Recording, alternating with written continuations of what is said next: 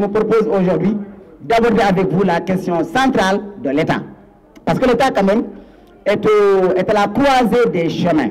L'État est à la congruence entre tout ce que, en fait, l'humanité fait. Parce qu'il nous faut vivre dans une société organisée. Si notre société n'est pas bien tenue, n'est pas bien gérée, évidemment, rien ne se fera. Et l'instinct dont a parlé M. Nian tout à l'heure, c'est ça qui va émerger.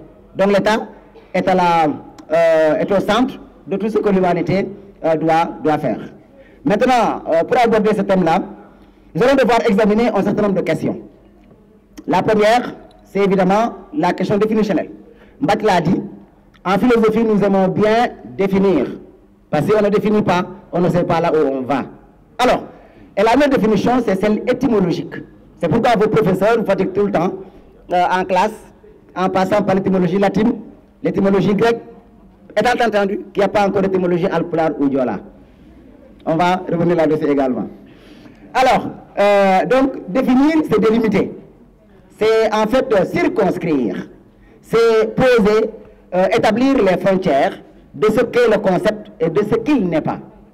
Mais, dès qu'on dit État, l'État chemine avec des concepts voisins, avec des notions voisines, telles que la patrie, telles que la nation.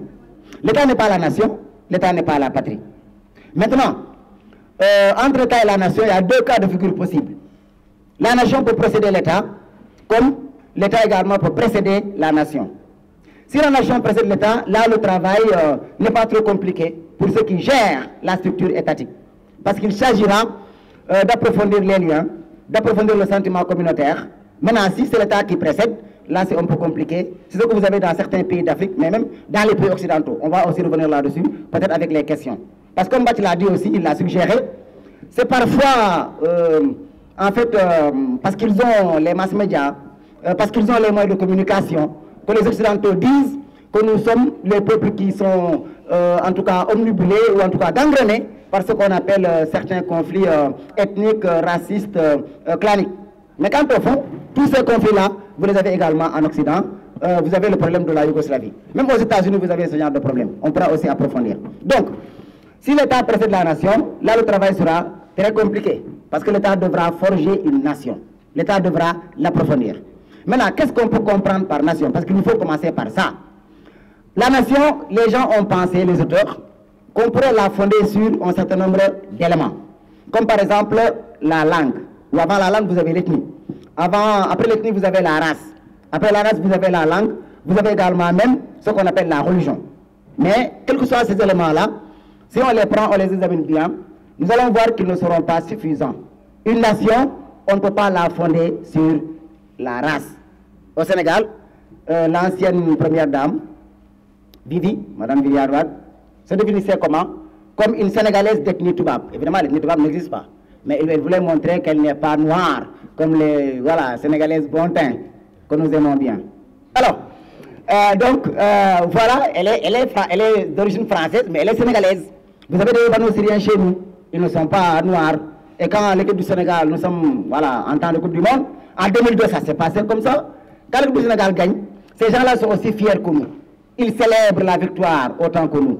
Ils ne se sentent pas moins sénégalais que nous. On a eu un ministre qui a été d'origine, d'essence libanaise. Donc ils sont aussi sénégalais que vous et moi. Mais on voit que sur le plan race, il y a quand même un tout petit peu de différence. Alors, donc la race, il faut l'écarter. La religion aussi, on ne peut pas l'accepter comme étant un critère de fondement de la nation. Pourquoi? Au Sénégal, nous sommes, on dit 94%, 95% de musulmans. Le reste, c'est des chrétiens. Maintenant, imaginez qu'on dise, celui qui n'est pas chrétien ne sera pas sénégalais. Celui qui n'est pas bouddhiste ne sera pas sénégalais. Celui qui n'est pas juif n'est pas sénégalais. Ça va poser problème. Donc là également, à contrario, on ne pourrait pas aussi se fonder sur cette majorité écrasante que représentent les musulmans, mais pour dire que les chrétiens, on va les jeter à la mer. Ça pose problème. Alors, la nation aussi, on ne peut pas la fonder sur l'ethnie. Au Sénégal, on n'a pas qu'une seule ethnie. Nous, on n'a pas ce genre de problème. Vous avez vu mon doyen Diouf, dans son entame, même moi, quand je venais, j'ai été taquiné par M. Sow. Mais le doyen Diouf aussi, après avoir terminé son propos inaugural, préliminaire, mais c'est permis de taquiner les Alpulaar. Donc c'est cela notre richesse. Ce qui fait que donc on ne peut pas se fonder sur une seule ethnie pour avoir la nation. Dans d'autres pays où vous n'avez pas cela, comme le Rwanda, comme le Burundi, comme la Centrafrique avec l'histoire de la religion, mais vous avez des conflits à n'en plus finir. Et c'est pourquoi donc, ce que nous avons là, il faut le préserver, il faut le protéger. Mbach vous a parlé sans être très, on va dire, explicite. Mais ce qu'il a voulu dire, c'est quoi? Vous avez des acquis qu'il faut conserver. Et c'est ça la force d'un pays. Maintenant, si vous examinez l'autre élément, qui est la langue, ça revient au même. Même un pays comme la Suisse, c'est l'une des plus fières nations. C'est l'une des nations qui sont les plus solides. Pourtant, en Suisse, vous avez quatre langues au moins. Chez nous, n'en parlons pas. Vous prenez également l'anglais, elle est parlée, cette langue-là, aussi bien par les Américains que par les Anglais, et même par les Gambiens, nos voisins, les Gambiens. Pourtant, vous n'avez pas la même nation. Alors, le sol aussi ne sera même pas suffisant. Parce que moi, j'ai été membre de l'organisation des jeunesses panafricanistes à l'université. Et là, on ne se considérait pas comme étant sénégalais. Moi qui vous parle là, je crois que ma patrie, ce n'est pas le Sénégal seulement, mais c'est l'Afrique.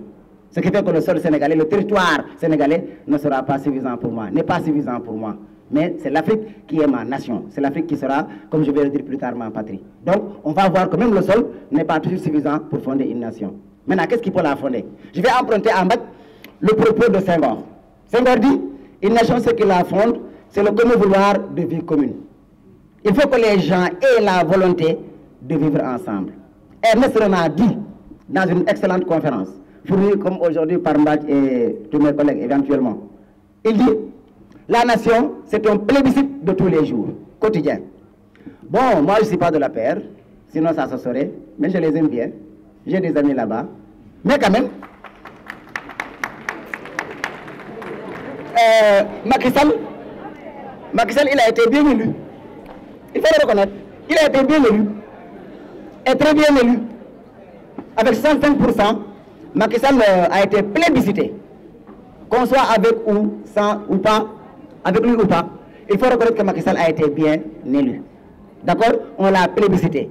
Maintenant, Ernest a dit, la nation, ce qu'il a fait, c'est que chaque jour, les gens doivent voter pour continuer à être ensemble. Pourquoi maintenant? Parce que on a vécu des choses ensemble, on vit des choses ensemble et on veut encore en vivre. Et c'est ce linkage entre le passé, le présent et le futur qui fait la nation. Donc c'est encore une fois une question de volonté. Maintenant, la nation également n'est pas la patrie. La patrie, ça vient de l'étymologie latine, la patria terra. Ça veut dire la terre des pères. C'est là où on est né. Et donc, on va opposer même les deux, le nationalisme et le patriotisme. Parce que quand vous êtes nationaliste, vous avez la fâcheuse tendance de considérer que votre nation est la meilleure, que votre nation doit s'imposer aux autres nations. Et ça donne ce que vous avez avec Hitler, par exemple, avec le nazisme. Et c'est pourquoi donc les gens vont préférer suivre plutôt le patriotisme que le nationalisme. Parce que quand on est patriote, cela veut dire qu'on est prêt à donner sa vie pour sa patrie, pour son pays. Et l'exemple type que donne Hegel, c'est l'exemple du soldat. Le soldat, quand il s'engage, il n'appartient plus à sa famille. Il appartient à l'État. Et c'est pourquoi ce sont des gens qui vont jusqu'au sacrifice suprême. Maintenant, une fois que nous avons fait ces petites précisions sémantiques, il nous faudra maintenant examiner ce qu'est l'État. Étymologiquement, l'État, ça vient de stare. Stare, ça veut dire se tenir debout. Cela veut dire quoi? C'est l'État qui doit incarner la force. C'est l'État qui doit, disons, gérer la violence physique légitime. Maintenant, vous avez aussi statut, situation, parce que l'État également aura besoin, on va le voir, d'un certain nombre d'éléments pour se constituer. Si vous n'avez pas ces trois éléments, vous n'avez pas l'État. Le peuple, le territoire et le pouvoir. Il faut que le pouvoir s'exerce sur un peuple, mais dans les limites d'un territoire déterminé. Si ces trois éléments-là font défaut, il n'y a pas d'État du tout. Alors, maintenant, jusqu'au XVIIIe siècle, on va dire, 17e, 18e siècle, l'État était appelé société civile. Dès qu'on disait société civile, on pensait à l'État. Mais c'est Hegel qui va faire la séparation. Maintenant, parfois aussi, vous pouvez avoir quelqu'un qui peut avoir ses terres, et l'État va mettre la main là-dessus. Et c'est pourquoi on dit tout ce que l'État a, il l'a volé. Maintenant, évidemment, Mathilde l'a dit aussi, il y a des hommes politiques qui sont il a même fait état de politiciens qui sont corrompus. Et là aussi, on va montrer que quand on gère un département ministériel, quand on gère une direction, parfois les gens confondent cette direction avec leur poche. Et ça aussi, ça pose problème. Beaucoup de gens ici ont été pris la main dans le sac en train de faire des surfacturations. Une cuillère, par exemple, on vend ça à 25 000 à 10 000. Ça pose problème. Et c'est dans ce pays-là où ça s'est passé. Et même ailleurs. Parce que même dans les pays occidentaux aussi, ils peuvent être frappés par ce qu'on appelle la corruption. Donc l'État peut ne pas être là pour nous, il faut le savoir. L'État peut être là pour lui-même. Mais quand on dit que l'État est là pour lui-même, ce sont les gens qui gèrent l'État qui ne pensent qu'à eux-mêmes et qui ne pensent pas au peuple. Parce que comme Bati l'a dit, la politique c'est une activité qui est noble. Voilà, ce que ces gens-là sont en train de faire, personne ne peut, n'a rien à redire. C'est du parfait. Voilà, parce que celui qui s'occupe d'une éducation, celui qui s'occupe de la formation de la jeunesse, c'est celui-là qui aime vraiment son pays. Voilà. Maintenant, ceux qui ne pensent pas à cela, on peut se poser beaucoup de questions. Donc, la politique, c'est une affaire qui est noble. Et c'est trois éléments. Je pense à la société, je l'organise et je la gère. Et je ne la gère pas pour moi, je la gère pour le peuple. Rousseau a dit une chose assez intéressante dans le contrat social. Il dit, pour savoir si un gouvernement est bon ou pas, il n'y a pas à chercher de midi à 14 heures. Il dit, si la population augmente, sans qu'il y ait de colonies, si également les gens sont prospères, sans qu'il y ait des rapines, c'est-à-dire que sans que le Sénégal, par exemple, n'envahisse la Gambie, n'envahisse la Mauritanie, n'envahisse le Mali, mais que les gens sont prospères par eux-mêmes et que les gens augmentent, Rousseau dit, c'est ça le signe d'un bon gouvernement. Maintenant, ce qu'on observe ici et là, c'est que souvent ceux qui gèrent le pouvoir, c'est eux qui s'engraissent, c'est eux qui prennent de l'embonpoint. Et le peuple, voilà, coule dans la misère. Donc voilà ce que je tenais à dire dans un premier temps, pour laisser la place à mes collègues, afin qu'ils puissent poursuivre. Je vous remercie. Alors moi, je vais m'entretenir avec vous sur le domaine 4. On va un peu inverser l'ordre. Je vais aborder d'abord la question de l'esthétique, avant de donner la parole à mon collègue, qui va vous entretenir donc sur l'épistémologie. Alors, je vais opérer une certaine rupture par rapport à ce que mes collègues, simplement, viennent de faire. Mais une rupture qui n'en est pas vraiment une, puisque la philosophie donc, constitue une seule entité. Et vous verrez que, même si je vais parler de l'esthétique, on va aussi entrer dans les autres domaines, comme la liberté, comme nature et culture, comme individu et société, comme conscience et inconscient. Donc, c'est une rupture qui n'en est pas vraiment une. Alors, je vais d'abord commencer par lever cet équivoque. Parce que les élèves ont tendance à confondre art et esthétique. Ce n'est pas la même chose. L'esthétique est un mot qui a été inventé par un Allemand du nom d'Alexander Baumgarten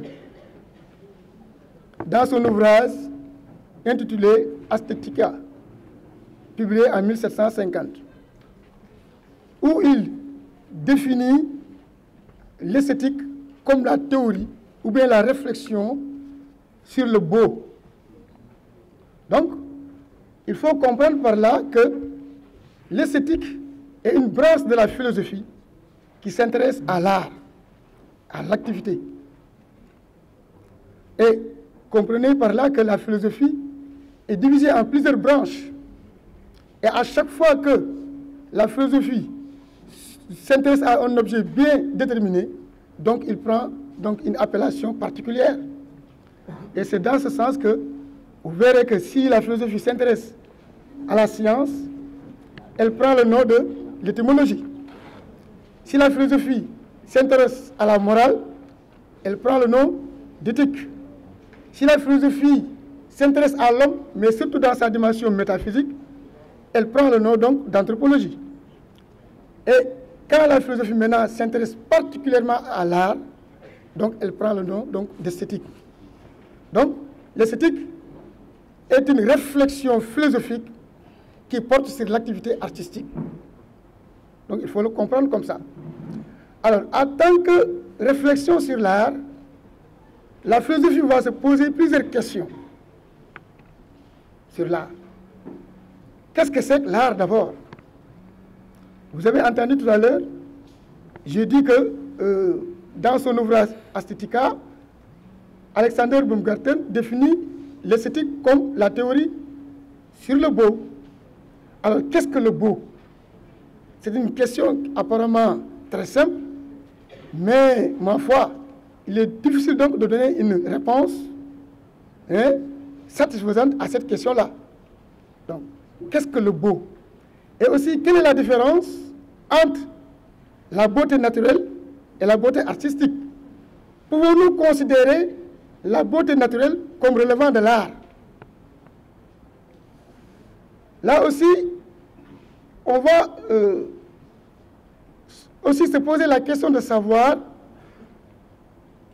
est-ce que l'art est une simple imitation de cette beauté naturelle, ou bien là c'est autre chose, c'est une création? D'ailleurs, nous verrons que le mot création d'ailleurs va poser problème. Si on se base sur le sens profond du mot création, on va aussi se poser la question de savoir quelles sont les conditions de la création artistique. C'est-à-dire, on se pose la question de savoir est-ce qu'il y a un déterminisme qui se cache derrière l'activité artistique? Est-ce que l'artiste est un homme libre ou bien est-ce qu'il est déterminé? Vous voyez que donc le thème de la liberté il revient ici. Mais aussi, on va se poser la question de savoir quelles sont les fonctions de l'art, si l'art a une fonction.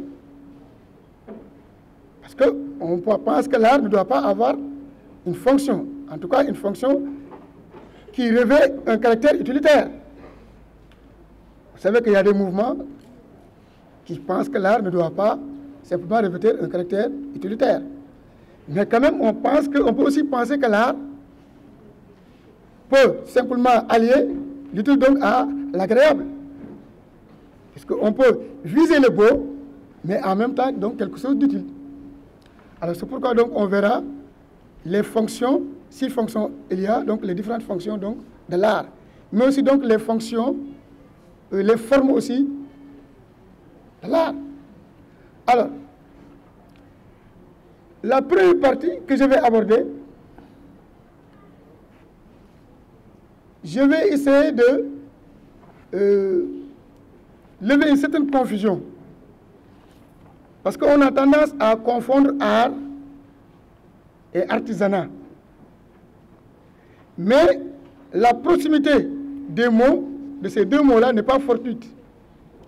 Puisque de l'Antiquité grecque jusqu'au XVIIIe siècle, donc ces deux notions renvoyaient à la même réalité. Parce que si on interroge leur étymologie respective, donc on se rend compte que art et artisanat, en tout cas de l'Antiquité jusqu'au XVIIIe siècle, renvoyaient, signifiaient donc la même chose. Parce que art vient du mot latin ars,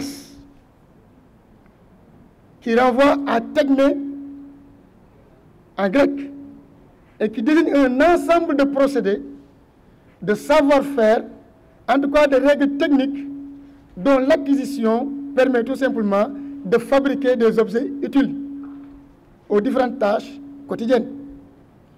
Donc, vous verrez que l'art, à cette époque-là, renvoyait à l'artisanat, qui renvoyait ou bien qui désignait le travail, le métier, ou en tout cas donc la technique. Alors, c'est à partir du XVIIIe siècle que l'art va se distinguer de l'artisanat, pour simplement désigner la création donc de beauté, la production de beauté, ou bien la création, ou bien la production d'œuvres ou d'objets esthétiques. Aujourd'hui maintenant, on peut distinguer clairement ce qui relève de l'art et ce qui relève donc de l'artisanat. Et on a des critères qui nous permettent simplement donc de les différencier. Alors, le premier critère, c'est que l'art ne revêt pas donc une activité désintéressée. Puisque c'est une activité qui vise uniquement le beau. Alors que le métier, l'artisanat, le travail, revêt un caractère utilitaire. Parce que par l'activité du travail, du métier, on entend créer des objets qui sont utiles à l'homme. C'est d'ailleurs dans ce cas que, dans la critique de la faculté de juger, Emmanuel Kant va dire que l'art est libéral, alors que le métier est mercenaire. Un mercenaire, c'est quelqu'un qui loue ses services, mais qui reçoit en contrepartie quelque chose. Il vise un quelconque intérêt. Alors que l'art est un métier libéral. On ne vise pas quelque chose d'utile. Premier critère. Et on peut dire donc que l'art est libre parce qu'il n'est pas assujetti à une fonction qui est extérieure à l'activité. Et ça, c'est important. Et c'est pourquoi Aristote dit qu'une activité libre, c'est une activité qui a en elle-même sa propre finalité. Mais une activité qui vise une finalité extérieure n'est plus une activité libre. Alors que le métier, simplement, vise une finalité extérieure. On fait ceci pour gagner autre chose. Donc, cela veut dire que ce n'est pas une activité libre. Alors, on peut aussi dire que, autre critère, l'art est source de divertissement, de jouissance, de loisirs. C'est une activité qu'on peut considérer comme un jeu. Et en tant que tel, c'est une activité qui est en elle-même agréable. Alors que le métier, on le fait sous la contrainte. Le travail renvoie à l'idée donc d'une pénibilité, d'une souffrance, d'une douleur. Et lorsque vous avez abordé le thème du travail, on vous a dit que donc, le travail avait pour étymologie tripalium, qui désignait un instrument de torture. Et torturer, c'est faire du mal délibérément à quelqu'un, donc pour lui soutirer, par exemple, donc, des informations. Ce qui signifie donc que le travail renvoie, le métier, l'artisanat renvoie donc à l'idée d'une pénibilité. Alors, troisième critère. Quatrième critère, on peut dire aussi que dans l'art, l'œuvre précède l'idée. L'artiste qui est sous le coup de l'inspiration n'a pas encore une claire idée donc au résultat auquel il va aboutir. Ce n'est qu'après avoir terminé qu'il a une claire idée donc, de ce qu'il a réalisé. C'est pourquoi Alain dit quelque part que le portrait naît sous le pinceau donc du peintre. C'est progressivement que l'artiste va avoir une claire idée donc, de ce qu'il va faire. Donc c'est comme s'il était possédé quelque part. Il n'a pas une claire conscience de ce qu'il va faire. Et si vous êtes un spectateur derrière lui, donc une fois qu'il termine, vous allez découvrir au même titre que lui donc ce qu'il a réalisé. Alors que le métier, l'artisanat en tout cas, donc dans l'artisan a une claire idée donc, de ce qu'il va faire. Donc, il sait d'abord la forme, les dimensions, la taille. Donc, il a d'abord une claire idée de ce qu'il va faire. Ensuite, il va se donner les moyens donc, de le réaliser. C'est pourquoi on dit que donc, dans l'artisanat, l'œuvre précède l'idée. Ou bien l'idée précède l'œuvre. Okay. Donc, ensuite, cela va nous amener à parler un peu de la différence entre la beauté artistique et la beauté simplement naturelle. Puisque, dans mon propos, j'ai dit que l'esthétique, ou bien l'art, est une activité qui vise le beau. Mais de quel beau il s'agit? Est-ce que toute beauté est une beauté artistique? Parce qu'on a tendance à considérer la beauté naturelle comme étant de l'art, et à juste titre. Parce que quand même, on peut découvrir dans la nature des beautés qui peuvent susciter en nous une jouissance esthétique, comme un coucher du soleil, comme la vue d'un océan, comme un beau paysage verdoyant. Donc tout ça peut susciter à nous donc une jouissance, un plaisir esthétique. On peut aussi voir donc certains animaux, comme l'araignée, comme l'abeille, qui sont des animaux qui sont capables donc de produire des choses qui sont très belles, comme la toile d'araignée, donc la ruche donc de l'abeille, qui nous fascine. Et on est émerveillé donc devant tant de beauté. Mais est-ce qu'il y a une raison suffisante pour dire que donc cette beauté naturelle-là donc relève de l'art? Alors là, il nous faut simplement revenir sur la définition qu'on a l'habitude donc de donner à l'art. On dit souvent que l'art, ou bien les arts, désignent la création ou bien la production d'une beauté par les œuvres d'un être conscient. Alors, ça pose problème, parce que c'est la dimension conscience qui va faire qu'on ne peut plus considérer la beauté artistique simplement comme étant donc de l'art. Parce que les animaux, par exemple, que ce soit un oiseau qui construit son nid avec des brindilles, simples brindilles, c'est très beau. C'est beau. Et on est émerveillé. La toile d'araignée aussi, comme dit Karl Marx, faut faire rougir un tisserand. L'araignée aussi, ce qu'il fait aussi, faut faire rougir un architecte. Parce qu'ils ne sont pas capables de réaliser donc de telles prouesses. Mais ce qui fait la différence entre ce que fait l'araignée et ce que fait l'homme, c'est que l'homme, lui, il est conscient de ce qu'il fait. Alors que les animaux agissent de façon instinctive. Ils ne savent même pas qu'ils sont en train de réaliser quelque chose de beau. C'est nous qui voyons dans ce qu'ils font donc de la beauté. Mais ce qu'ils font, c'est une activité de survie. Ils le font pour survivre. Donc, si on revient sur ça, on verra que c'est une activité intéressée.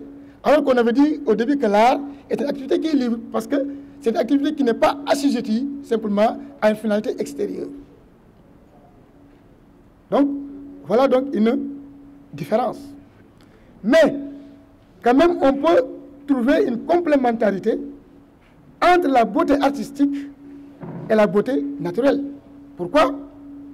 Parce que la beauté artistique a besoin de s'inspirer de la beauté naturelle pour voir le jour. Mais aussi, la beauté naturelle est souvent une beauté cachée. Et c'est l'artiste, grâce à son activité, qui permet donc de dévoiler donc, cette beauté naturelle donc, qui est cachée. Ça veut dire que donc, il y a une complémentarité donc, entre les deux formes donc, de beauté. Je crois qu'on y reviendra lorsqu'il s'agira donc d'aborder le problème de l'art comme dévoilement. Alors maintenant, on va aborder le problème du beau.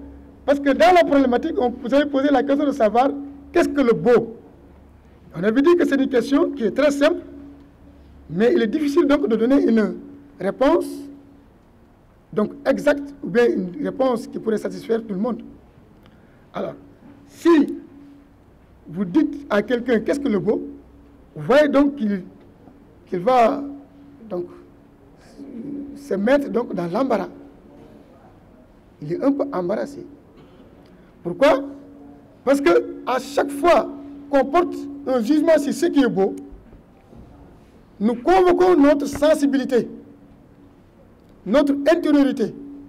C'est notre subjectivité donc qui s'exprime. Or, nous n'avons pas les mêmes sensibilités. Ça pose problème. Ça pose problème. Et nous n'appartenons pas aux mêmes cultures. Or, en général, si nous portons un jugement donc esthétique, donc nous le faisons pour la plupart du temps, compte tenu donc de nos réalités. Alors c'est dans ce sens que Voltaire dit que si vous demandez à un crapaud qu'est-ce que le beau, il vous répondra que c'est sa crapaud, donc c'est sa femme. Platon dans son ouvrage Hippias majeur, quand Socrate pose la question à Hippias, donc la question de savoir qu'est-ce qu'est le beau. Je crois que le doyen Bach en a parlé tout à l'heure. Qu'est-ce qu'est et qu'est-ce qui est. Alors, qu'est-ce qui est beau, mais qu'est-ce qu'est le beau? Ça veut dire, qu'est-ce que toutes ces choses belles-là ont en commun qui fait qu'elles sont belles? Donc, il fait aussi allusion à la beauté en soi, à l'idée de beauté qui va insuffler sa lumière donc à toutes ces choses-là qui sont belles et qui fait que ces choses-là sont belles. Donc, c'est une manière pour Platon de dire tout simplement que la beauté n'existe pas dans ce monde sensible. Parce que c'est une beauté qui s'effrite toujours. C'est une beauté qui s'évanouit. Ce qui est beau aujourd'hui, donc peut, sans le dire, donc, sous quelque temps. Alors, il dit que la beauté, la vraie beauté, n'est pas de ce monde. Donc, mais la beauté donc, relève du monde intelligible. Alors, cette beauté qu'on a l'habitude d'appeler beauté, c'est une beauté illusoire. C'est une beauté mensongère. Parce que si c'était donc une vérité, donc une beauté, une vraie beauté, donc elle le serait donc de façon éternelle. Donc, c'est une beauté illusoire. Alors, cela va nous pousser à parler un peu du jugement du beau. Est-ce que le beau existe? Est-ce que le beau n'existe pas? Est-ce qu'on peut avoir un jugement universel du beau? Ou bien est-ce qu'il y a un certain relativisme donc, du jugement du beau? J'ai dit tout à l'heure que nous portons un jugement sur les choses belles compte tenu de nos sensibilités. Or, on ne peut pas avoir les mêmes sensibilités. Pour la bonne et simple raison qu'on n'a pas vécu les mêmes expériences.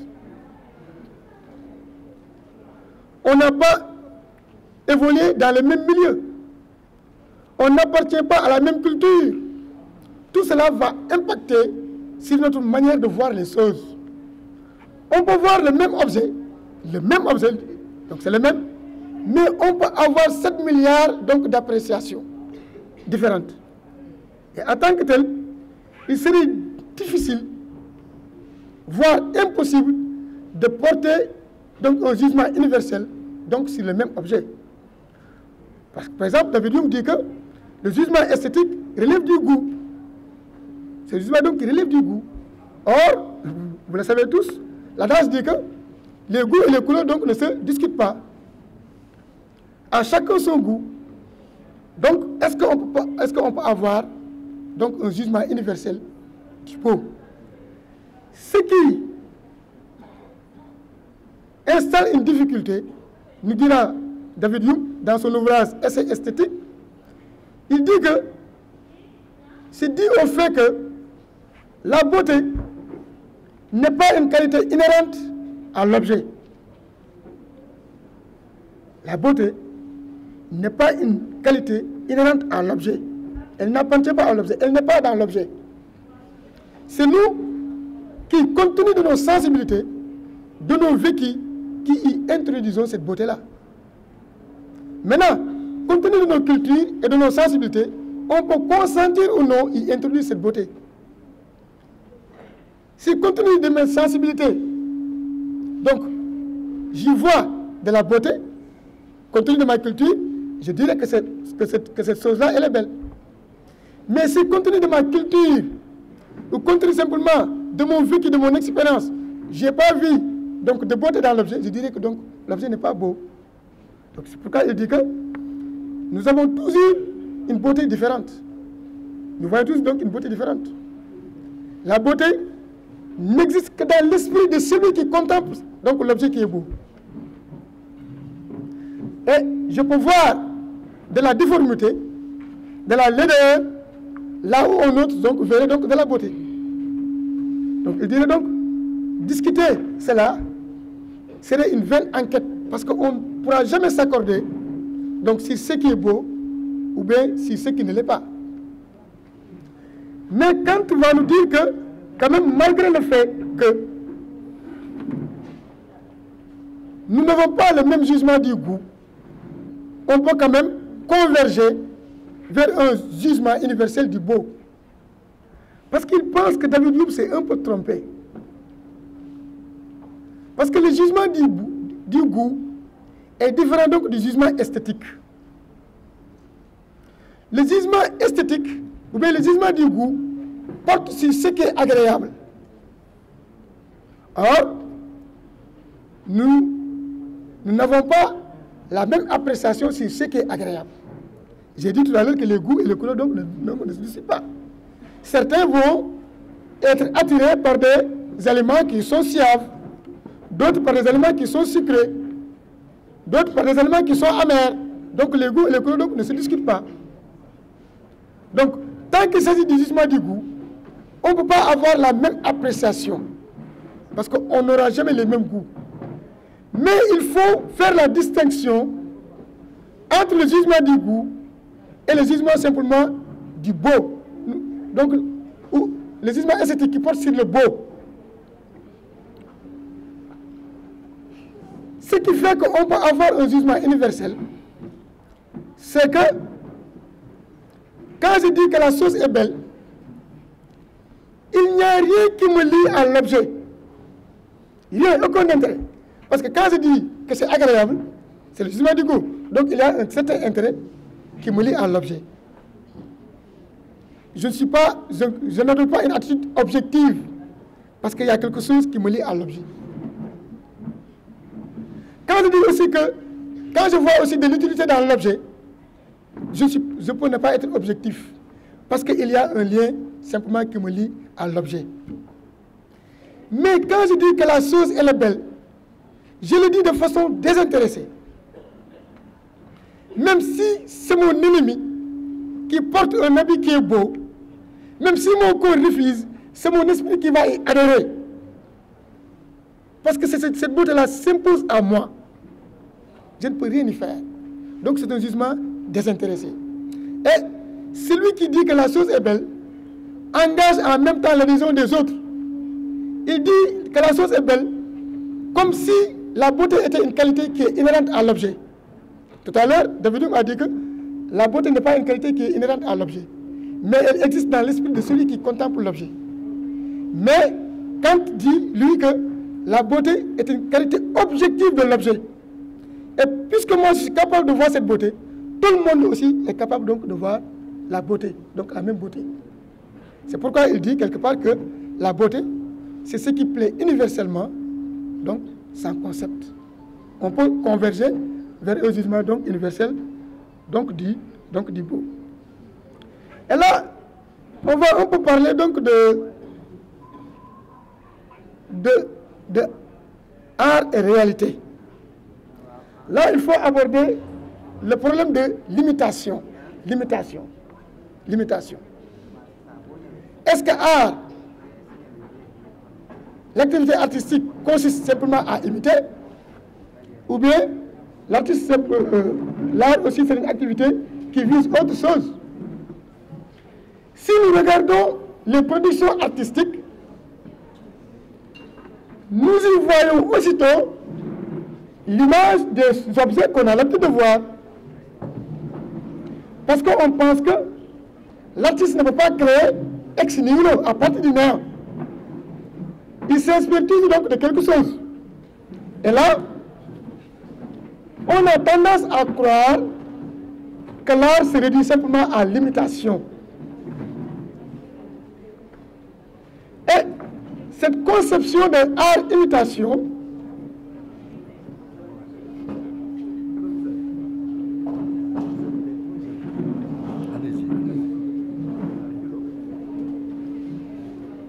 donc cette conception de l'art-imitation a prospéré pendant longtemps. On a réduit l'art comme étant une simple imitation de la réalité naturelle ou bien de la réalité sociale. Et jusqu'au 19e siècle, avant en tout cas l'avènement de la photographie, pour fixer certains événements importants ou bien certaines cérémonies, on faisait appel au service des artistes qui venaient simplement pour fixer donc des événements ou bien des cérémonies qu'on ne voulait pas tout simplement donc ces événements-là tombent dans l'oubli. Et dans ce contexte, l'œuvre d'art la plus réussie, c'est celle qui est plus proche donc de la réalité. Et ce thème art-imitation est présent donc dans la littérature, puisque si on étudie des courants littéraires comme le réalisme ou le naturalisme, on considère que ces courants littéraires considèrent l'art comme étant une reproduction le plus fidèlement possible donc d'une réalité naturelle ou bien donc d'une réalité sociale. Et on pense que si la copie ressemble fidèlement au modèle, on peut en tirer une jouissance ou bien un plaisir esthétique. Alors, mais il faut souligner que cette conception d'art-imitation n'est pas tout simplement récente, puisqu'elle date de l'Antiquité grecque. Puisque Aristote, aussi bien Aristote comme Platon, considéraient l'art comme étant une simple imitation de la réalité. Même s'ils ont apprécié diversement donc l'art-imitation. Si Aristote considère que c'est une bonne chose, Platon lui considère que c'est une très mauvaise chose, parce que c'est une mauvaise imitation. Mais pour Aristote, imiter est naturel aux hommes. Les hommes se mettent tout le temps à imiter, c'est naturel.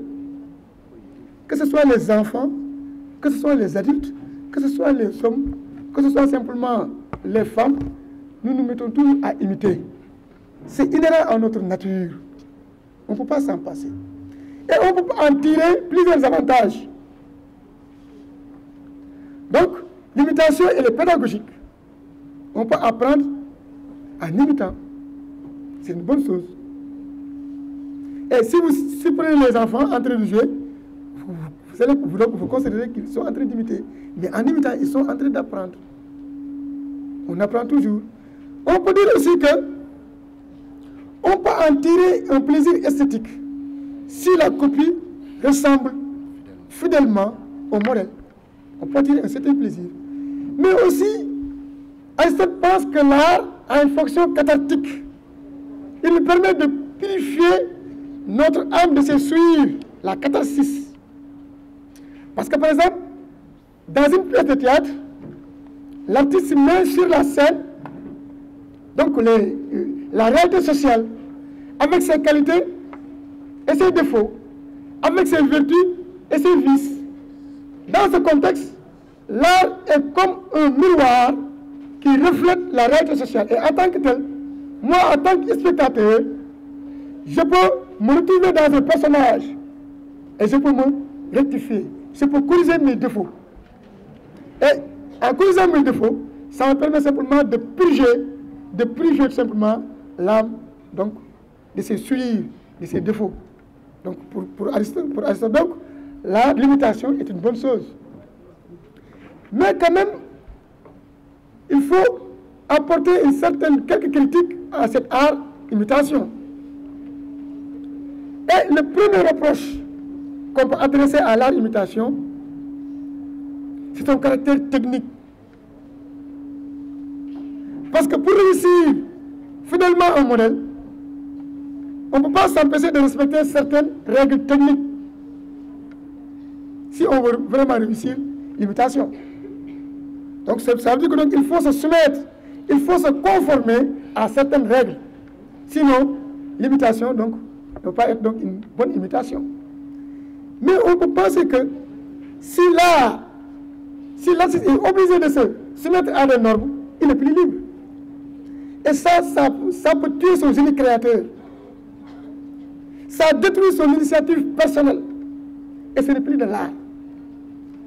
L'art doit tout simplement revêtir un caractère libre. L'artiste simplement doit extérioriser son monde intérieur comme il l'entend, sans pour autant avoir à se soumettre à quelque règle que ce soit. Parce que ça peut tuer son unique créateur. Là, on doit céder les uniques créateurs l'initiative personnelle donc de l'artiste. On doit lui donner libre cours de s'exprimer comme lui il l'entend dans son monde à lui. C'est pourquoi Hegel dit que dans le passé, des artistes ont eu à réussir une imitation à partir de modèles. Comme on a l'habitude donc de citer les raisins de Zeuxis. Donc c'est un artiste de l'Antiquité qui a peint des raisins qui ressemblaient tellement à la réalité qu'à longueur de journée, les oiseaux venaient se percher sur le tableau pour essayer donc de les picorer, croyant que c'était donc de véritables raisins. Il dit que donc on peut réussir l'imitation. Mais il dit que ce n'est pas la vocation de l'art. D'ailleurs, on ne peut pas réussir totalement l'imitation. Parce que quoi qu'on fasse, donc la copie ne ressemblera jamais au modèle. Il y aura toujours un écart, un fossé entre la copie et donc le modèle. Il dit que c'est comme un ver de terre qui essaie de ramper et qui voulait simplement ressembler à un éléphant. Ce n'est pas possible. Mais il dit que ce n'est pas ça la vocation de l'art. La vocation de l'art, c'est de créer quelque chose donc qu'on n'a pas l'habitude de voir. Quelque chose qui sort de l'ordinaire. Quelque chose d'inhabituel. Quelque chose d'original. Parce qu'il dit que on n'en tire aucune gloire, aucun mérite lorsqu'il s'agit donc de nous proposer des choses qu'on a l'habitude de voir. Il faut nous proposer des choses qui piquent notre curiosité, qui suscitent notre émerveillement. C'est à cette condition seulement que ce que nous contemplons pourrait simplement susciter en nous un plaisir esthétique. Voilà ce que pense Hegel.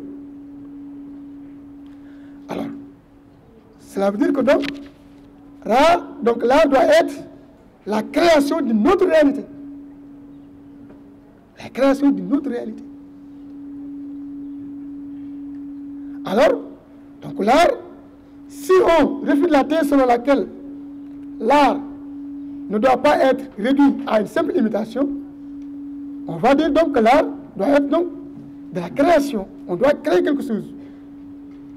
Puisque créer, c'est faire venir à l'existence quelque chose qui n'existait pas auparavant. Créer à partir du néant. Créer ex nihilo, pour parler un peu latin. Alors, là aussi, on se pose la question de savoir, est-ce que l'art est véritablement une création? Est-ce que l'artiste crée toujours ex nihilo? Est-ce que l'artiste peut réussir à créer à partir du néant, en ne s'inspirant de rien du tout? Parce que si on définit le mot création, c'est le fait de créer à partir de rien. Et dans ce contexte, on pense qu'il n'y a que Dieu qui soit véritablement un créateur. Si on est croyant, bien sûr. Parce qu'il n'y a que Dieu qui est capable de créer à partir de rien. On dit souvent que dans le Coran, il suffit donc le maraboussi, il suffit simplement de dire soit, donc et la chose simplement devient. Est-ce que vous voyez? Donc il n'y a que Dieu qui pourrait créer donc, à partir du néant. Alors, on se pose la question de savoir, est-ce que l'artiste est véritablement un créateur? En tout cas, selon une opinion largement répandue, donc une opinion qui vient souvent de l'homme du sens commun, on dit que l'artiste est un créateur. Mais est-ce que véritablement c'est un créateur? Puisqu'il s'inspire toujours d'une réalité qu'il n'a pas lui-même créée. C'est pourquoi donc Maurice Nénoncel pense que l'artiste n'est pas un créateur, mais il n'est pas aussi un simple imitateur, mais c'est un recréateur. Ça signifie quoi? Ça veut dire quelqu'un qui crée à partir d'une réalité déjà existante. Et c'est pourquoi il a tendance à dire toujours que son action est démiurgique. Du nom donc, de ce dieu dans la mythologie grecque qui a créé, qui a organisé l'univers. Donc le démiurge, c'est un demi-dieu. Ça veut dire qu'il n'est pas un créateur, un vrai créateur, mais c'est un demi-créateur. C'est un demi-créateur. Donc, pourquoi c'est un demi-créateur? Parce qu'il a organisé le monde à partir d'une matière compacte, chaotique, des mélanges qu'il a trouvé sur place, qui était en désordre et qu'il n'a pas créé. Mais son mérite à lui, c'est simplement d'utiliser cette matière pour organiser l'univers. Il a créé le ciel, les étoiles, les paysages, les animaux, les hommes. Donc, si il a organisé tout simplement l'univers, si il a créé donc cette organisation presque parfaite, mais il n'a pas créé la matière initiale.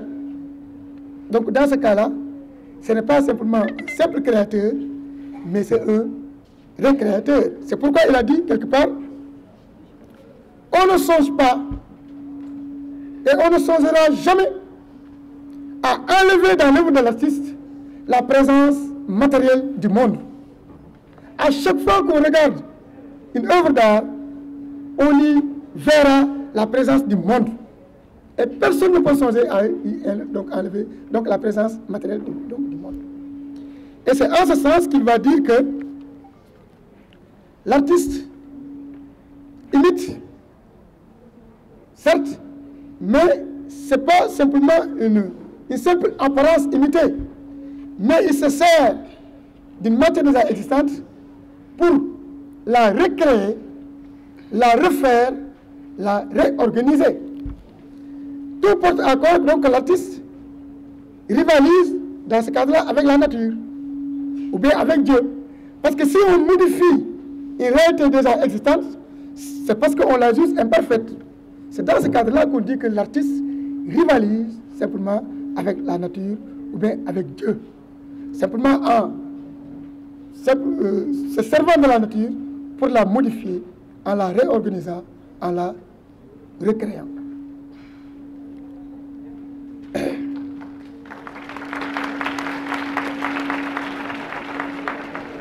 Alors, là aussi, on a parlé de l'art comme la création d'une autre réalité. Dans ce cadre-là, on parle de l'art comme étant un dévoilement. Là, on peut considérer l'art comme étant un dévoilement. Tout à l'heure, j'ai dit qu'il y a une certaine complémentarité entre la beauté artistique et la beauté naturelle. Et que, tout simplement, c'est l'artiste qui nous permet de découvrir la beauté naturelle à travers ses œuvres. C'est lui qui va lever le voile, qui constitue une barrière, qui nous empêche à nous, hommes ordinaires, de voir la beauté dans toute sa splendeur.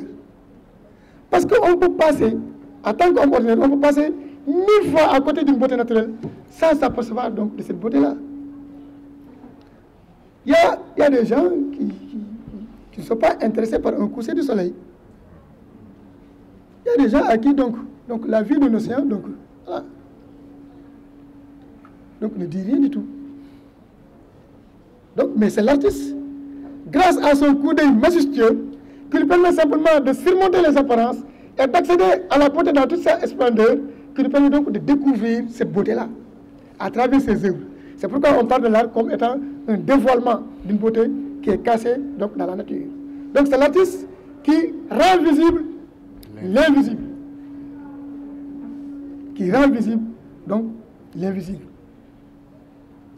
C'est pourquoi Bergson dit souvent que l'homme ordinaire est frappé de myopie.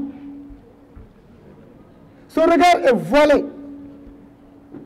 Et il ne peut pas voir tout simplement la beauté naturelle à cause des conventions sociales. Donc, il a des erreurs qui relèvent de la culture, des conventions sociales, et qui l'empêchent de voir la beauté telle qu'elle est. Parce qu'il regarde la beauté avec les lunettes de sa culture. Et l'artiste, lui, c'est un marginal. Il ne se conforme pas aux normes.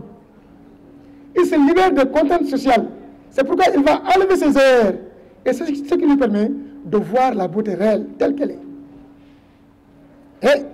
Et comme il est généreux, il va partager cette beauté avec nous en transposant cette beauté à travers ses œuvres. Et c'est à ce moment précis que nous, hommes ordinaires, donc nous pouvons contempler cette beauté. Donc c'est dans ce sens-là qu'on parle de l'art comme étant un dévoilement donc d'une réalité qui existe. On parle souvent aussi de l'art comme invasion, comme au moins d'évasion. Donc c'est la création d'une autre réalité. Évasion vient du verbe évader. Évader, c'est chercher à fuir une réalité. Et lorsqu'on cherche à fuir, c'est parce qu'on cherche à fuir une réalité douloureuse, contraignante, décevante. L'artiste, c'est celui qui considère ce monde comme une très grande prison. Il s'y sent à l'étroit. Ce monde le déçoit. Il s'ennuie. À cause de la monotonie, de la quotidienneté et de l'absurdité de la vie. Il voulait échapper simplement à cette réalité douloureuse. Et il ne trouve comme moi que l'activité artistique pour s'évader. Lorsqu'il s'évade, il veut s'exiler dans un monde imaginaire. Il veut s'évader et s'exiler donc dans un monde imaginaire.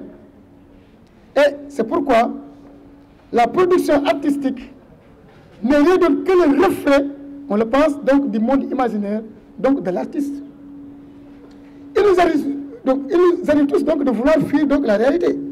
Parfois, la vie ne nous dit rien. La vie elle est morose. On s'ennuie. On voudrait même parfois se suicider, parfois mourir, parce que la vie donc n'a plus de sens pour nous.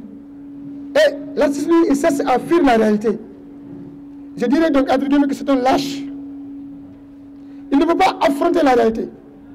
Comme celui donc qui boirait donc de l'alcool pour noyer ses amis donc dans l'alcool. Donc c'est un lâche. Au lieu donc d'affronter la réalité, il faut simplement boire de l'alcool. D'autres fumer donc de la cigarette, d'autres écouter de la musique, d'autres aller donc voilà en soirée. Mais l'artiste, lui, son moyen d'évasion, c'est l'art. C'est son monde à lui. Il est présent par son corps, mais il est absent par son esprit. Même si son corps est là, son esprit s'évade donc dans un monde imaginaire. Et c'est ça, c'est dans ce contexte-là qu'on parle donc de l'art comme étant une simple évasion donc de l'artiste. Et là, on va aborder le dernier point, où on va parler donc de les conditions de la création artistique. Là, on va aborder un peu le problème donc de la liberté. Est-ce que l'artiste est déterminé ou bien est-ce que l'artiste s'autodétermine lui-même?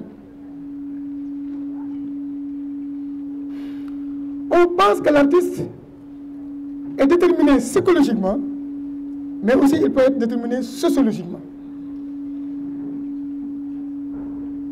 L'artiste est déterminé psychologiquement parce que on pense qu'il est sous le coup de l'inspiration. Il est possédé. Lorsqu'il se met à produire, il n'est plus lui-même, mais il est sous l'emprise donc d'une inspiration. Au lieu d'agir, il est agi. Il est déterminé.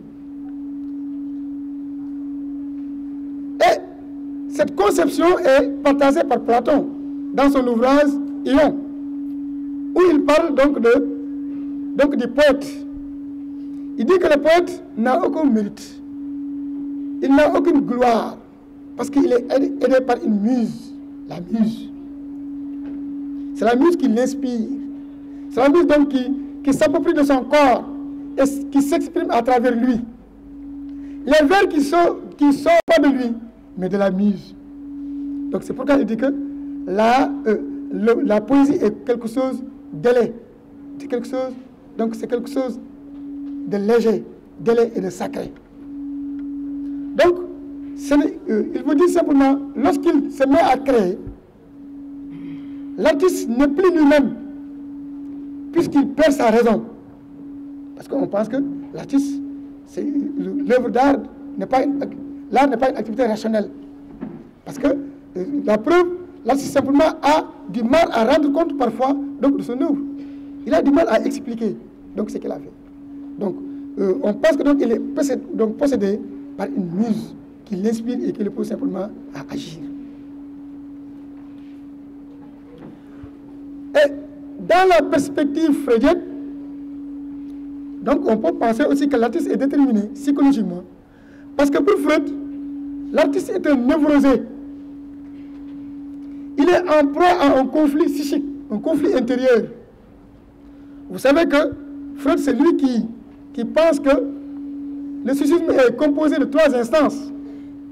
Le ça, le surmoi et le moi. Et que tout le temps, les 2 instances, je dirais même 3, puisqu'il y a donc la réalité extérieure, sont en conflit.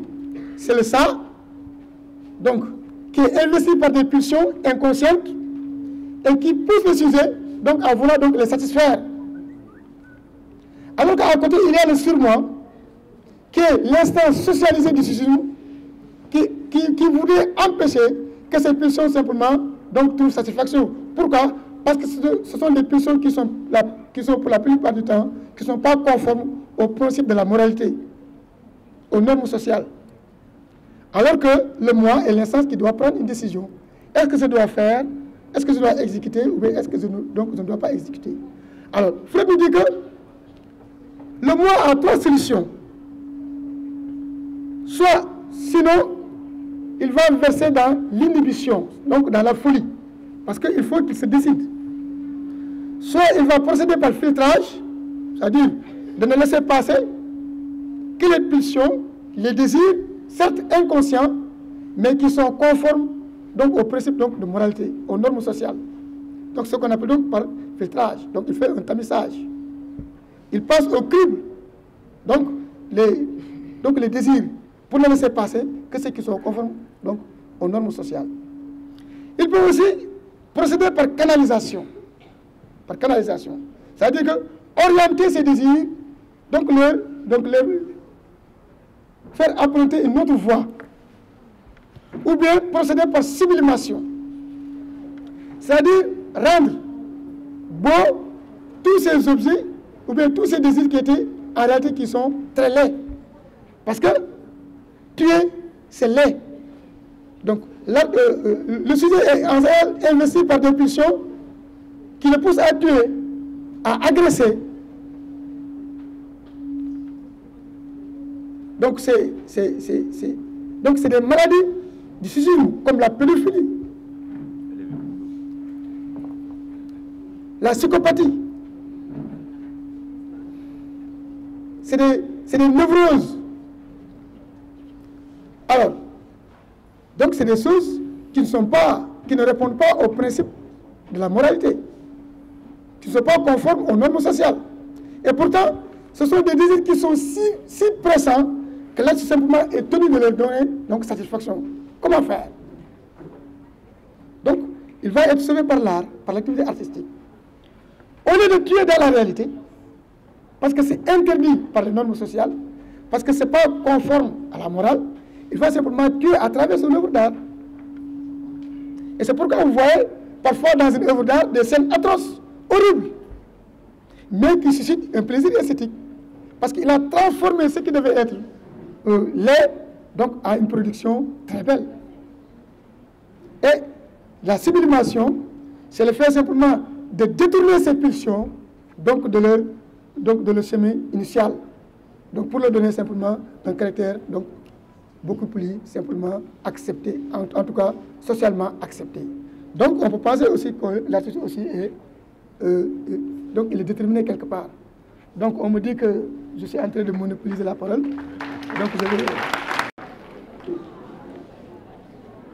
Mon intervention portera sur la science, c'est-à-dire l'épistémologie, donc le domaine 3 du programme de philosophie au Sénégal. Et les différentes parties sur lesquelles j'interviendrai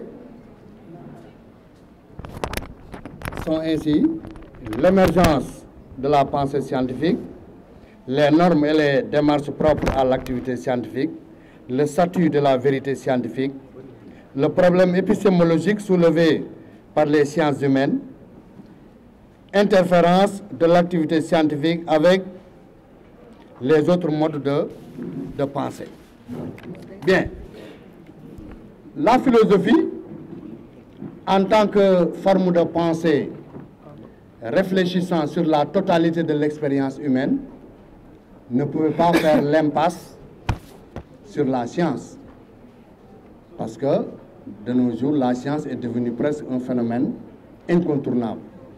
La philosophie ne pouvait pas s'empêcher alors de ne pas réfléchir sur la science. Et c'est cette réflexion philosophique sur la science qu'on appelle épistémologie, c'est-à-dire la réflexion philosophique qui a pour objet la science. Mais sur quoi la philosophie peut bien s'interroger sur la science? On peut penser que la philosophie peut bel et bien réfléchir sur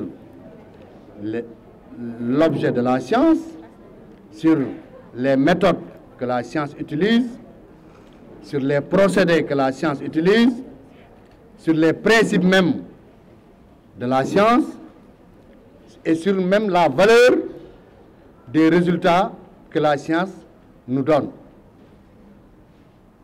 Ou bien même sur l'objectivité de la science. La science est-elle absolument objective ou bien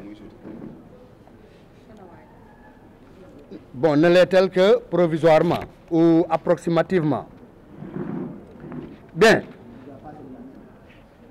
En première partie, on va d'abord parler sur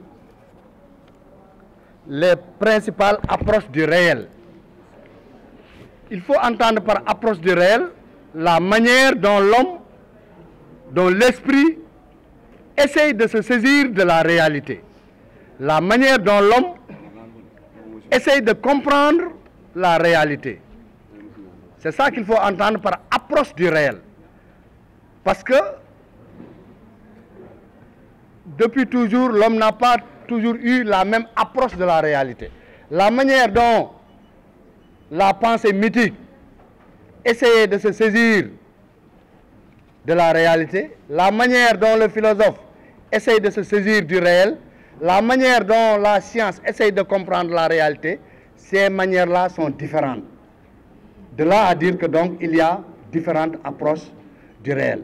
Et avant l'avènement de la science, les premières approches du réel sur lesquelles l'homme s'était appuyé pour essayer de comprendre la réalité, le monde, la nature et les phénomènes qui s'y déroulent, ces premières approches-là, c'est ça qu'on appelle les premières approches du réel, en l'occurrence le mythe, la magie, la religion, etc., etc. Donc qui étaient comme étant les premières formes de tentatives d'explication de la réalité. Même si dans ces formes d'explication du réel, tout ne reposait pas exclusivement sur la raison. Parce que dans le mythe, on parle de récits imaginaires qui fait intervenir l'activité des êtres surnaturels, etc., etc. Donc dans cette approche du réel, il y a une forte dose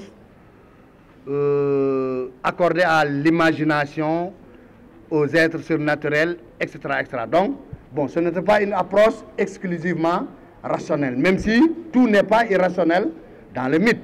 Parce que le simple fait de vouloir de se lever et de vouloir chercher à comprendre une chose, ça traduit des indices de rationalité.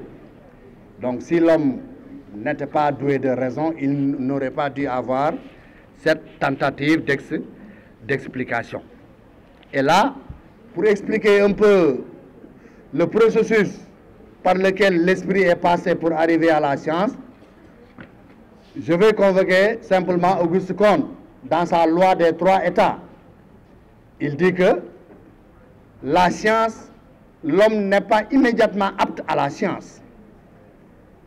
L'avènement de la science a suivi un processus d'évolution de l'esprit humain qu'il appelle la loi des 3 états. Il dit que, pour Auguste Comte, au début de l'humanité, même si l'homme était doté de raison, la raison humaine était à l'enfance.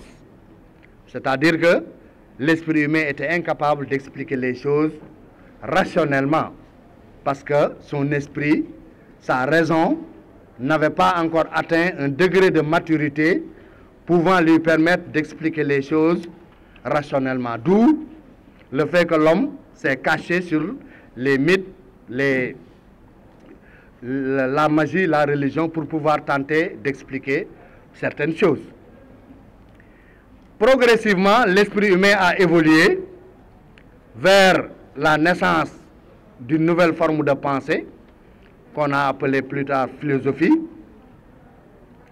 Pour Auguste Comte, l'avènement de cette philosophie-là traduit une certaine évolution de l'esprit humain. Donc la raison humaine a évolué, a grandi, et d'ailleurs même il parle d'adolescence de la raison. Donc l'homme, à la place des êtres surnaturels, à la place des divinités que l'homme convoquait pour expliquer la réalité, l'homme utilise maintenant les concepts philosophiques. Donc progressivement, l'homme tourne le dos aux explications mythiques et religieuses du monde pour aller vers une forme d'explication plus rationnelle, en l'occurrence la philosophie.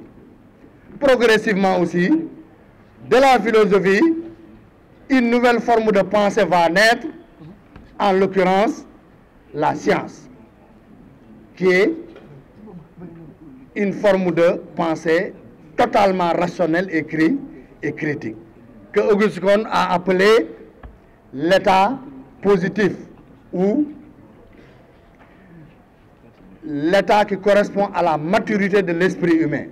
Donc pour Auguste Comte, c'est quand l'esprit humain est arrivé à maturité, c'est à cette époque que l'homme est devenu capable de produire un discours aussi solide, aussi bien élaboré, aussi rationnel que la science. Donc voilà brièvement ramassé les conditions dans lesquelles la pensée scientifique a émergé. Donc l'homme n'a pas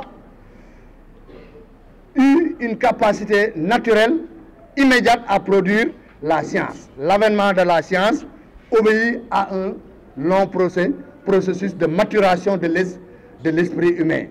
Parce que l'homme n'a pu produire la science que quand son esprit est arrivé à maturité. Ensuite, on va voir, avec l'avènement de la science, on s'est interrogé sur les conditions de possibilité de cette science-là. C'est-à-dire, comment on peut connaître? Connaît-on scientifiquement par la sensation, par les organes de sens, ou connaît-on par la raison? Et là, il y a une querelle de philosophes. Pour les empiristes, par exemple, la connaissance doit découler réellement de toute, d'une expérience. Et cette expérience doit partir d'une sensation. Pour ces penseurs, la sensation est le début de toute connaissance, parce que c'est à travers nos organes de sens que l'homme peut accéder véritablement à une connaissance. Parce que ce sont les organes de sens qui constituent nos premières modalités de contact avec la réalité. c'est par les organes de sens qu'on est en contact avec le monde extérieur. Donc, il deviendrait presque impossible de connaître en ne se fiant pas aux organes de sens ou bien à la sensation, bon, que certains appellent la perception, qui n'est rien d'autre que l'organisation au niveau mental des sensations.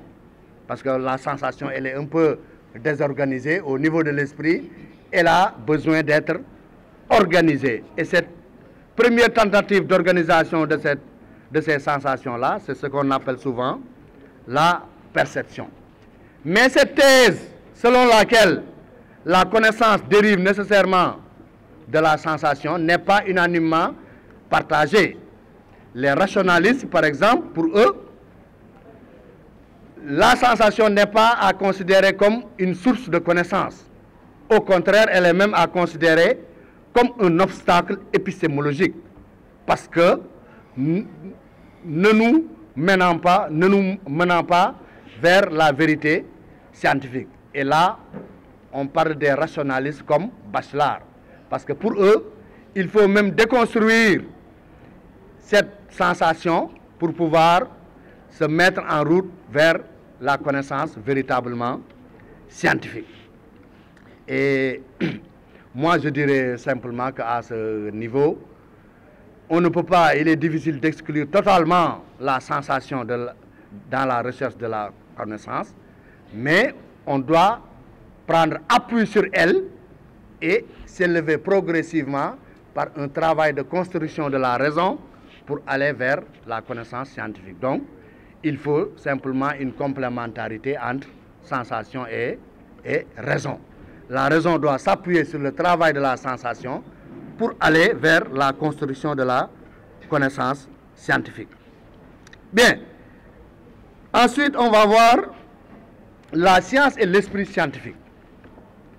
Qu'est-ce que la science?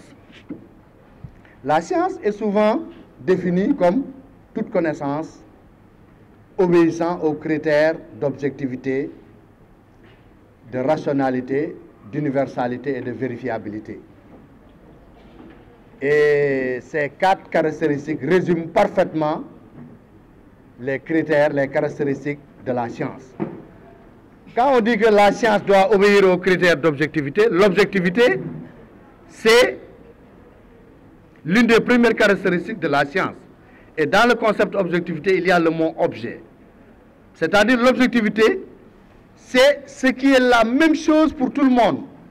Avoir une attitude objective devant la nature, devant les phénomènes, c'est avoir une attitude de parfaite neutralité, une attitude de parfaite impartialité, une attitude de parfaite fidélité par rapport à la chose qu'on veut connaître, à la chose qu'on veut étudier. Être objectif, c'est faire l'effort de mettre de côté tout ce qui relève de la subjectivité du sujet cherchant à connaître. Ce qui relève de la subjectivité du sujet, c'est-à-dire nos sensations, nos croyances, nos sentiments, nos intérêts, nos désirs, tout ça, ça relève de la subjectivité du sujet, parce que étant propre à chaque individu. Ma subjectivité n'est pas forcément la tienne. Donc, pour étudier une chose, comme quand on cherche la vérité scientifique, si on veut connaître la chose scientifiquement, il faut mettre de côté tout ce qui relève de la subjectivité et ne considérer que ce que l'objet nous révèle dans sa réalité. D'ailleurs, dans ce sens, Bachelard dirait que le savant est celui qui met à la porte de son laboratoire tous ces éléments subjectifs. À la porte du laboratoire, avant de rentrer, le savant doit faire l'effort de faire une purge, une purification pour se dépouiller de sa subjectivité, pour ne mettre en avant que l'objet, la vérité qu'il cherche.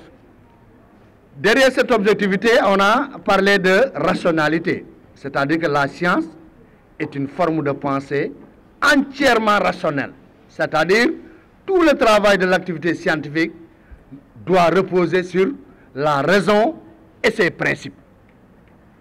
Dans l'activité scientifique, le savant doit respecter, ne doit s'appuyer que sur ce que la raison lui demande et lui dicte de faire. Donc, il doit respecter les principes de la raison et ses lois. Les principes de la raison, c'est la loi, c'est le principe de la non-contradiction, le principe d'identité et le principe du tiers exclu.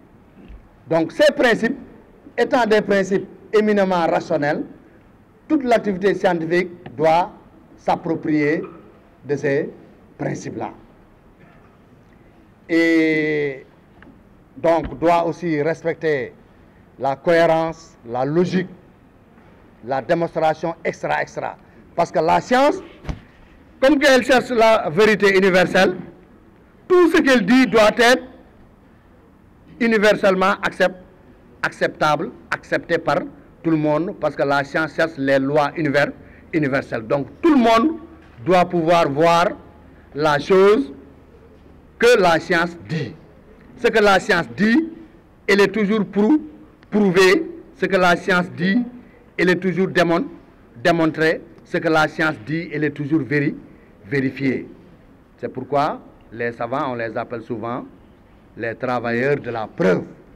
La science, elle essaie toujours d'apporter la preuve de ce qu'elle dit. Elle ne dit rien gratuitement, elle ne dit rien par approximation ou par extra. Tout ce qu'elle dit relève d'une démonstration, relève d'une vérification, relève d'une expérimentation. Donc, parmi les critères de la science, il y a l'objectivité, rationalité, la vérifiabilité, on en a parlé, tout ce que la science dit doit être vérifié. Et enfin, il y a l'universalité. L'universalité n'est rien d'autre que la conséquence des trois premiers critères.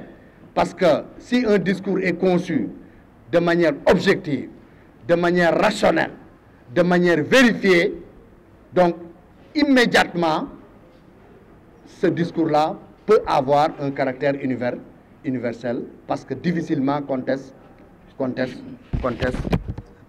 Bien. La science, donc, on peut la définir comme une forme de pensée élaborée à partir de la démonstration, de l'expérimentation, en utilisant le calcul, en utilisant la statistique. Donc, dans la science, tout dans la démarche obéit à un respect de certains principes qui font que la science, ce qu'elle nous dit, elle est difficilement contestable. D'ailleurs même, c'est pourquoi certains disent que la science nous donne des vérités apodictiques, c'est-à-dire des vérités qui s'imposent à nous par leur caractère logique et nécessaire. On ne peut pas les contester parce que c'est lié au processus de construction de cette vérité-là. On a tout fait pour mettre de côté tout ce qui peut être sujet à discussion dans la construction de cette vérité-là. Donc, cette science-là, pour être un vrai savant, il faut alors se doter de certaines qualités morales et intellectuelles.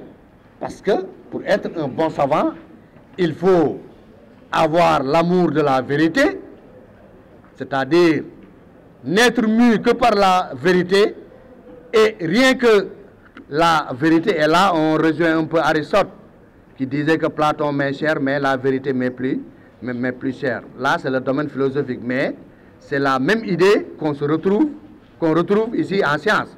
Le savant ne doit être mu que par la vérité.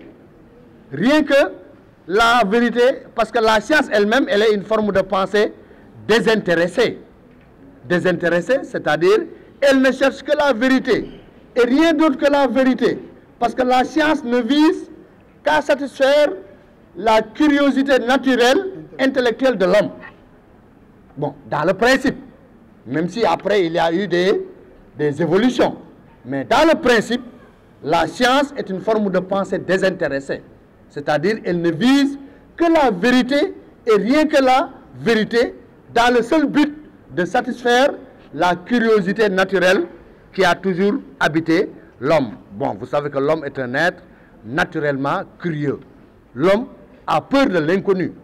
L'homme ne peut pas se satisfaire de voir des choses qu'il ne peut pas s'expliquer. D'ailleurs, même c'est ce qui est à l'origine de la naissance des premières formes de pensée que l'homme a eu à perfectionner jusqu'à l'arrivée de la science. Donc, l'homme est un être naturellement qui veut connaître.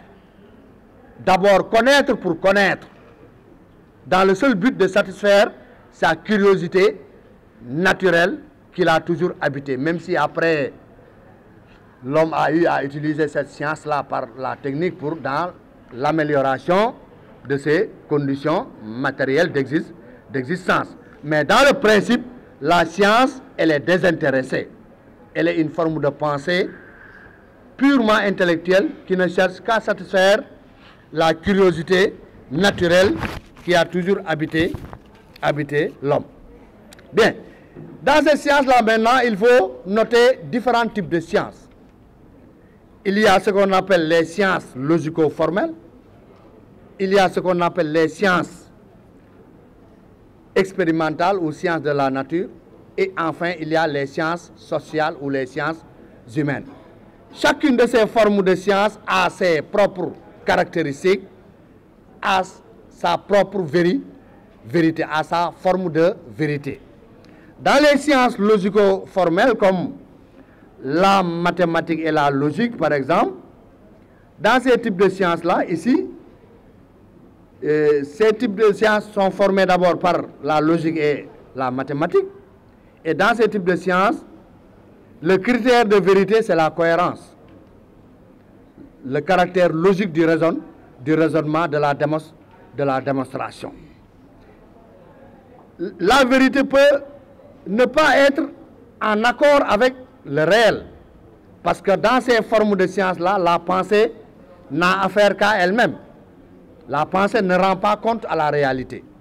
La pensée ne rend compte qu'à elle-même, elle n'a affaire qu'à elle-même. Donc, dans ces formes de sciences-là, la vérité, c'est seulement l'accord de la pensée avec elle-même. Si la pensée est en adéquation avec elle-même, on peut dire qu'on a une forme de vérité. Dans les sciences expérimentales, par exemple, qui sont formées par la physique, la chimie, la biologie et un peu l'astronomie, qui n'est pas à proprement parler comme une science expérimentale, mais elle est plutôt une science d'observation, parce que là-bas, il est difficile, voire impossible, de faire des expériences. On ne peut que observer la nature, observer l'univers. Donc, dans les sciences expérimentales, là-bas, on ne se fie qu'à l'expérience. Et là, on est dans une conception positive de la réalité. C'est-à-dire, là, on ne se fie que ce que l'expérience nous donne de la réalité. Donc, dans ces types de sciences-là, le critère essentiel, c'est la vérification. Il n'y a de vérité que ce qui a été prouvé par l'expérience, que ce qui a été vérifié. Quelle que soit la solidité d'une théorie, si elle n'est pas prouvée, attestée par l'expérience, on ne peut pas la considérer comme vérité. Dans ces types de sciences-là, la vérité, c'est l'accord de la pensée avec la réalité. Quelle que soit la cohérence du raisonnement, quelle que soit la pertinence du raisonnement, si à la fin, il n'y a pas une vérification, c'est-à-dire il n'y a pas une adéquation entre ce que dit la pensée et la réalité, s'il n'y a pas cette adéquation-là, on ne peut pas parler de vérité. Dans ce type de science, n'est vrai que ce qui est prouvé. C'est pourquoi on dit dans ce type de science, la vérité, c'est l'accord de la pensée avec la réalité. Et Dans ce type de sciences, on utilise alors ce qu'on peut appeler la méthode expérimentale, qui est constituée par 3 ou 4 étapes.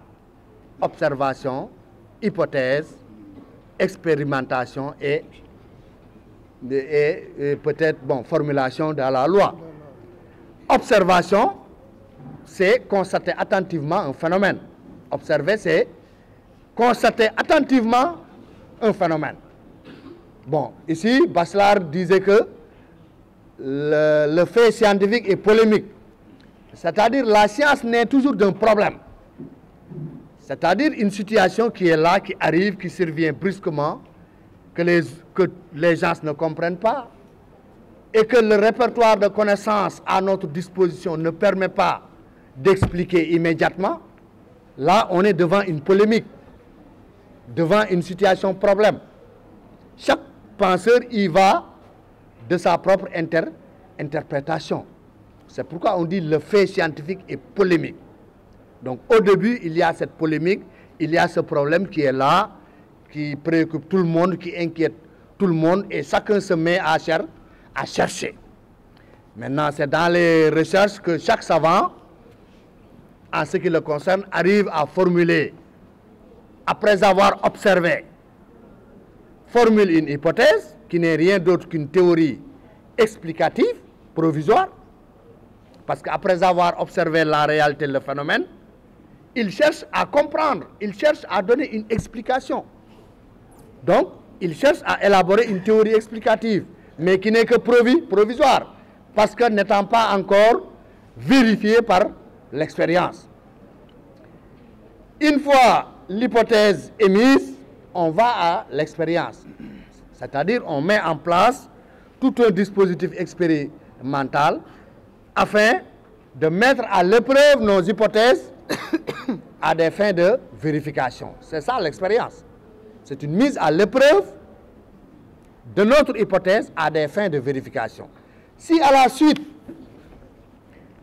de l'expérience, on voit que notre hypothèse est vérifiée, on ne va pas immédiatement formuler la loi. On va la répéter, on va répéter l'expérience. Et tous les autres savants qui ont des compétences dans ce domaine, eux aussi vont répéter la même expérience. Si à la suite de plusieurs expériences, on aboutit toujours au même résultat, là maintenant on commence par formuler la loi, qu'on appelle la loi scientifique, qui n'est rien d'autre qu'une relation constante et nécessaire qui relie des phénomènes. C'est à la suite de la répétition de N expériences qu'on formule une loi. Et là maintenant, on aboutit à ce qu'on peut appeler une loi universelle. Mais il faut noter que cette méthode expérimentale-là utilise ce qu'on appelle l'induction. Qu'est-ce que l'induction? L'induction est une opération mentale par laquelle on part d'expériences particulières pour formuler une loi générale. Et c'est cette induction que la science expérimentale utilise, parce qu'elle part d'une expérience particulière qu'on va répéter plusieurs fois, et à la suite de cette répétition, on formule une loi. Mais Popper nous dit que cette induction-là, la méthode inductive que la science expérimentale utilise, n'est pas capable de nous donner une théorie vraie. Parce que pour Popper, même en vérifiant une théorie par la méthode expérimentale, on ne fait que vérifier cette méthode-là par des expériences limitées. Or, c'est Popper, pour qu'une expérience soit vérifiée, il faut qu'elle soit vérifiée dans tous les cas possibles. Et là, je vous renvoie au fameux exemple des signes blancs de Popper. Pour vérifier une théorie, il faut la vérifier sur tous les cas possibles. Donc, pour montrer que tous les signes sont blancs, de manière absolue, il faut montrer ça pour les signes présents, les signes passés et les signes à venir. Ce qui est humainement impossible. Donc pour peu peur, on ne peut pas vérifier une théorie. Comme on ne peut pas vérifier une théorie, on doit alors chercher à la falsifier. C'est-à-dire, après avoir énoncé une théorie, on va l'attaquer en lui faisant subir des tests